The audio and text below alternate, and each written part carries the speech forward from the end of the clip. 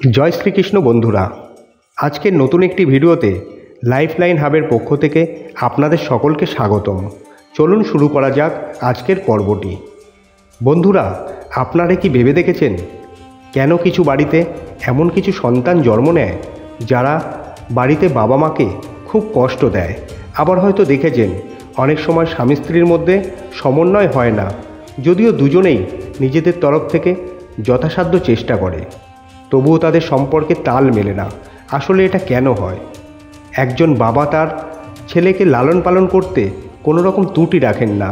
তিনি সমস্ত রকমভাবে চেষ্টা করেন যাতে করে তার ছেলে সবসময় সুখী থাকে। কিন্তু যখন সেই ছেলে বড় হয় তখন তার বাবাকে কষ্ট দেয়। কেন একজন মানুষ তার খাওয়া দাওয়ার সম্পূর্ণ সতর্ক থেকে সংযমী জীবনযাপন করে, তবুও তার গোটা জীবন রোগে ঘেরা থাকে? আর কেনই কেউ দিনরাত পরিশ্রম করে অভাবের মধ্যে জীবন কাটাতে বাধ্য হয়? আসলে এটা কেন হয়? বন্ধুরা, এমন অসংখ্য প্রশ্ন আছে যা আমাদের বোধগম্যের বাইরে। আমাদের ধর্মগ্রন্থ অনুসারে পূর্বজন্মে করা কর্মের ফল আমাদের এই জন্মে ভোগ করতে হয়। কর্ম ভালো হোক বা খারাপ তা ফিরে আসে, কেউ মানুক বা না মানুক। কিন্তু এটা একদম সত্য যে আমাদের কর্ম আমাদের কাছে ফিরে আসবেই। কোথাও কারুর বাড়িতে সুখদায়ক সন্তান জন্ম নেয়, আবার কোথাও কষ্টদায়ী সন্তান জন্ম নেয়। আসলে এটা কেন হয়? দর্শক বন্ধুরা, কোথাও না কোথাও এটা আমাদের কর্মের ফল, যার কারণে এসব ঘটে। এই বিষয়গুলি বোঝার জন্য আমরা আজ আপনাদের একটি কাহিনী শোনাতে চলেছি, যা প্রত্যেকটি ব্যক্তির জন্য গুরুত্বপূর্ণ। আপনাদের কাছে আমাদের অনুরোধ, এই কাহিনীটি শেষ পর্যন্ত শুনুন। এতে আমরা আপনাদের বলবো কিভাবে পূর্বজন্মে করা কর্ম এই জন্মে আমাদের জীবনকে প্রভাবিত করে। তাহলে আর দেরি না করে এই কাহিনীটি শুরু করা যাক। অনেক পুরনো সময়ের কথা।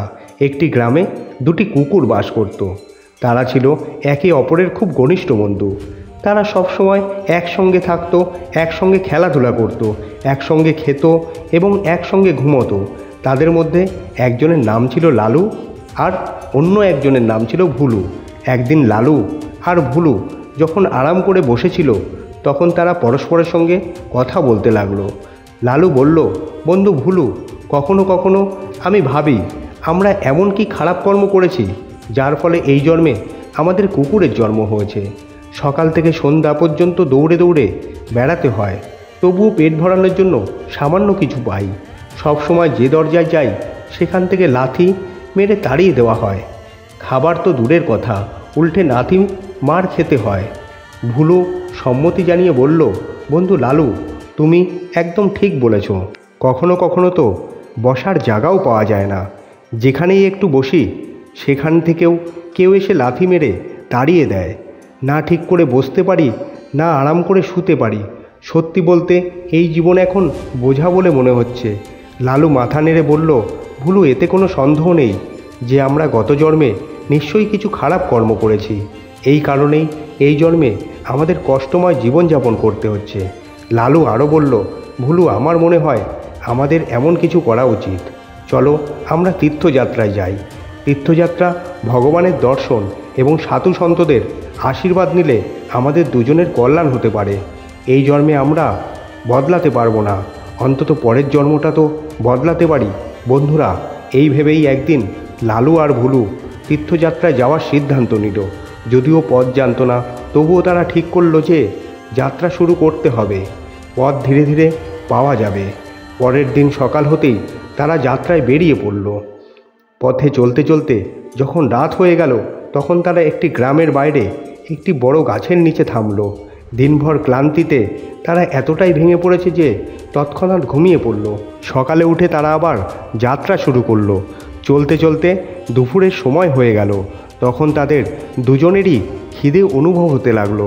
লালু ভুলুকে বলল, বন্ধু, এখন আমি আর চলতে পারছি না, খিদের জ্বালায় প্রাণ বেরিয়ে যাচ্ছে। এর উত্তরে ভুলু বলল, তুমি ঠিক বলেছ বন্ধু, দেখো সামনে একটা গ্রাম দেখা যাচ্ছে, ওখানে একটা বড় গাছও আছে। আগে ওখানে একটু বিশ্রাম করি, তারপর গ্রামে গিয়ে খাবারের কিছু ব্যবস্থা করা যাবে, হয়তো সেখানে কিছু খেতে পাওয়া যাবে। তারা দুজনেই সেই গাছের নিচে বিশ্রাম করছিল। এমন সময় তাদের কাছে কিছু ইঁদুর দৌড়াতে দেখা গেল। সেই ইঁদুরগুলো দেখে ভুলুর মুখে জল চলে এলো। সে ধীরে ধীরে বলল, শোনো লালু, কেন আমরা এই ইঁদুরগুলোর মধ্যে 2-4টে খেয়ে নিই না? এতে আমাদের খিদে তো মিটে যাবে। লালু গম্ভীরভাবে মাথা নেড়ে বলল, না ভুলু, আমরা তীর্থযাত্রায় বেরিয়েছি। তীর্থযাত্রায় কারোর হত্যা করা মহা পাপ। এমনটা করা তো দূরের কথা, মনে এমন চিন্তা এলেও পাপ হবে। আমরা পুণ্য অর্জনের জন্য তীর্থযাত্রায় বেরিয়েছি। যদি এই পাপ করে ফেলি তাহলে আমাদের পুরো তীর্থযাত্রাটাই বৃথা হয়ে যাবে। ভুলু বলল, তাহলে অন্য কোনো উপায় ভাবো, যাতে কোনো জীবের হত্যাও না হয় আর আমাদের পেটও ভরে। এটা শুনে দুই বন্ধু সেখান থেকে একটু এগিয়ে গেল। চলতে চলতে তারা একটি চৌমাথায় পৌঁছালো। সেখানে একটি মন্দির ছিল। কিছুক্ষণ বিশ্রামের পর তারা সিদ্ধান্ত নিল যে এবার তাদের আলাদা পথে যাওয়া উচিত। লালু বলল, যদি আমরা একসঙ্গে যাই তাহলে দুজনের পেট ঠিকমতো ভরবে না। আলাদা গেলে যা পাবো তাই খেয়ে নেব। তারা এটাও ঠিক করলো, ফিরে এলে এই চৌমাথায় মিলবে। যে আগে পৌঁছাবে সে এখানে এসে অন্যের জন্য অপেক্ষা করবে। এরপর দুজনে আলাদা দিকে রওনা দিল। লালু চলতে চলতে একটি গ্রামে পৌঁছে গেল। সেই গ্রামে একজন স্বর্ণকার থাকত। সেই সময় স্বর্ণকার পূজা করছিল। আর তার স্ত্রী তার জন্য খাবার তৈরি করে থালায় সাজিয়ে রেখেছিল। ঠিক তখনই লালু দ্রুত থালায় মুখ দিয়ে 2-3টে পুরি তুলে সেখান থেকে দৌড়ে পালিয়ে গেল। স্বর্ণকার এটা দেখে হেসে বলল, রাধে কৃষ্ণ, রাধে কৃষ্ণ। সে উঠে হাত ধুয়ে তার স্ত্রীকে বলল, বেচারা এই কুকুরটা খুবই ক্ষুধার্ত মনে হচ্ছে, তাই তুমি এই খাবারগুলো ওকে খাইয়ে দাও, তাহলে ওর খিদে মিটে যাবে। স্বর্ণকারের স্ত্রীর এই কথা মোটেও পছন্দ হলো না। সে রেগে বলল, আপনি এটা কি করে বলছেন? এই কুকুরকে এই খাবারগুলো, এতে আমি কত পরিশ্রম করে এই খাবারগুলো বানিয়েছি, আর আপনি এটা কুকুরকে খাওয়ানোর কথা বলছেন? স্বর্ণকারের মনে দয়ার ভাব জাগ্রত হলো। সে তার স্ত্রীকে বলল, তুমি ঠিকই বলেছ, কিন্তু হয়তো এই কুকুরটা খুবই ক্ষুধার্ত। কে জানে, এর ভাগ্যে হয়তো আজ এই খাবারগুলোই লেখা ছিল।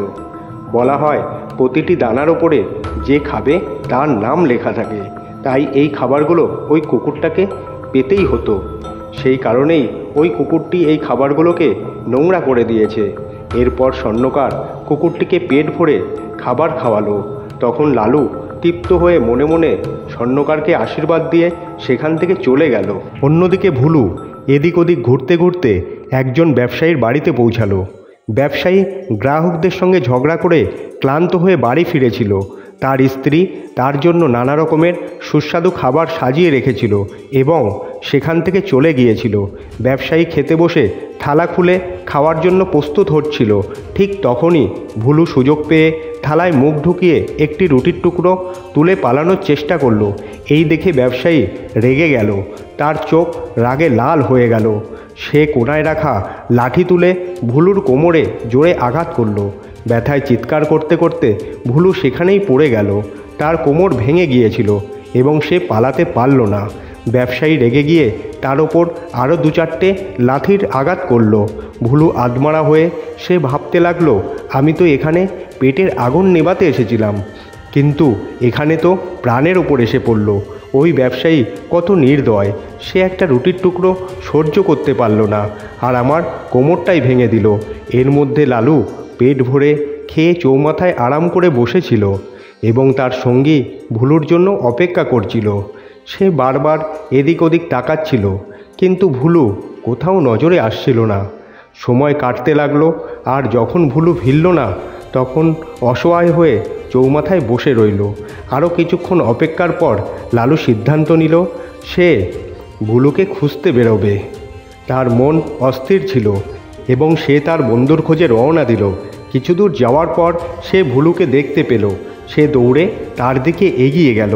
তার ভাঙা কোমর দেখে সে খুব দুঃখিত হলো। সে জিজ্ঞাসা করলো, ভাই, তোমার সঙ্গে এটা কি হয়েছে? এমনটা কে করলো?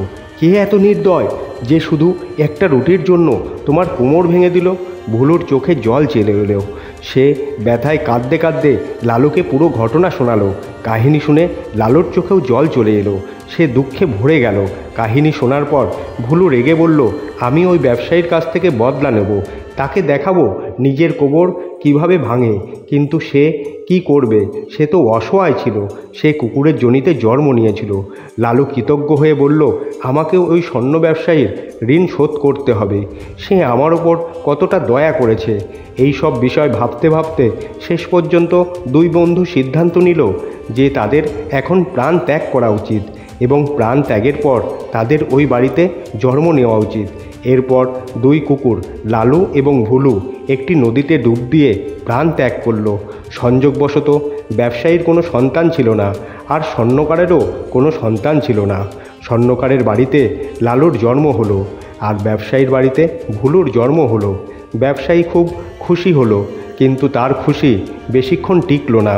ব্যবসায়ীর বাড়িতে ছেলে জন্মানোর সঙ্গে সঙ্গে তার বলদ মারা গেল, আর তার স্ত্রীও অসুস্থ হয়ে পড়ল। এর ফলে ব্যবসায়ীর জীবনে চরম কষ্ট নেমে এলো। অন্যদিকে স্বর্ণকারের বাড়িতে যখন ছেলে জন্মালো, তখন ছেলের জন্মের সঙ্গে সঙ্গে স্বর্ণকারের পাগড়ি রাজদরবারে উঁচু হয়ে গেল। স্বর্ণকার রাজাকে একটি যুদ্ধ জয়ের কথা বলেছিল, যার ফলে খুশি হয়ে রাজা তাকে রাজমন্ত্রী নিযুক্ত করলেন। এর ফলে তাকে একটি মহল এবং অনেক স্বর্ণমুদ্রা উপহার দিলেন। স্বর্ণকারের ছেলে যত বড় হলো, তত সে তার বাবার মতো তেজস্বী ও গুণী প্রমাণিত হতে লাগলো। সে অল্প বয়সেই শাস্ত্রের গভীর জ্ঞান লাভ করল। তার বিদ্যের মাত্রা এমন ছিল যে সে বড় বড় পণ্ডিত তার কাছে শাস্ত্রে পরাজিত হতো। এটা দেখে স্বর্ণকারের হৃদয় গর্বে এবং আনন্দে ভরে উঠত, কারণ তার ছেলে তাকে প্রতি পদে পদে সুখ দিত। অন্যদিকে ব্যবসায়ীর ছেলে একেবারে ভিন্ন স্বভাবের ছিল। সে অলস ও দুষ্টু প্রকৃতির। ছোট বড় প্রতিটি বিষয়ে সে তার বাবাকে তিরস্কার করত এবং বাড়ির টাকা জুয়ায় নষ্ট করত। ব্যবসায়ী তার ছেলের এমন আচরণে বিরক্ত হয়ে অত্যন্ত দুঃখী হয়ে থাকত। শেষ পর্যন্ত সে ভাবল, ছেলেকে শুধরানোর কোনো উপায় করতে হবে। এই ভেবে সে একজন প্রসিদ্ধ জ্যোতিষী ব্রাহ্মণের কাছে গেল। সে দেখল জ্যোতিষী ব্রাহ্মণ তার কুঠিরের বাইরে ধ্যানমগ্ন হয়ে বসে আছেন। তখন ব্যবসায়ী কাছে গিয়ে সমস্ত সমস্যা তুলে ধরল।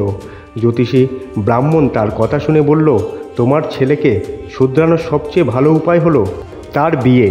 তুমি তোমার ছেলের বিয়ে দিয়ে দাও। বিয়ের বন্ধন প্রায় খারাপ থেকে খারাপ স্বভাবকে বদলে দেয়। তখন ব্যবসায়ী ব্রাহ্মণকে প্রণাম করে বাড়ি ফিরে এলো। তৎক্ষণাৎ তার ছেলের বিয়ে দেওয়ার সিদ্ধান্ত নিল। সে তখন তার ছেলের জন্য যোগ্য কন্যার খোঁজ করতে লাগলো। অন্যদিকে স্বর্ণকার তার ছেলের বিয়ের কথা ভাবল। স্বর্ণকার তার ছেলের জন্য একটি শিক্ষিত গুণী মেয়ের সঙ্গে বিয়ে দিয়ে দিল। স্বর্ণকারের পুত্রবধূ এসেই তার শ্বশুরবাড়িকে স্বর্গ করে তুলল। তার আচরণ এমন ছিল যে পুরো পরিবারকে খুশিতে ভরে দিল। অন্যদিকে ব্যবসায়ীও তার ছেলের বিয়ে দিয়ে দিল, কিন্তু বিয়ের পরের দিন একটি ভয়ানক ঘটনা ঘটল।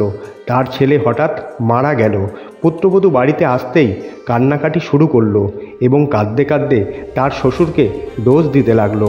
পুত্রবধূর কঠিন কথা শুনে ব্যবসায়ী গভীর শোকে চলে গেল এবং তার অবস্থার জন্য কাঁদতে কাঁদতে দেওয়ালে মাথা ঠুকতে লাগলো এবং চিৎকার করে বলতে লাগলো, আমার ছেলে আমার কোমর ভেঙে চলে গেল। বন্ধুরা, এই কাহিনী আমাদের শেখায় যে আমরা যেমন কর্ম করি ঠিক তেমনই ফল ভোগ করতে হয়। সে কর্ম এই জন্মের হোক বা পূর্বজন্মের। যেমন এই কাহিনীতে স্বর্ণকার তার জীবনে ভালো কর্ম করেছিল, যার ফলে সে একটি সুখী ও গুণী সন্তান পেয়েছিল, আর ব্যবসায়ী খারাপ কর্মের ফলে তাকে দুঃখী এবং অহংকারী সন্তান পেতে হয়েছিল।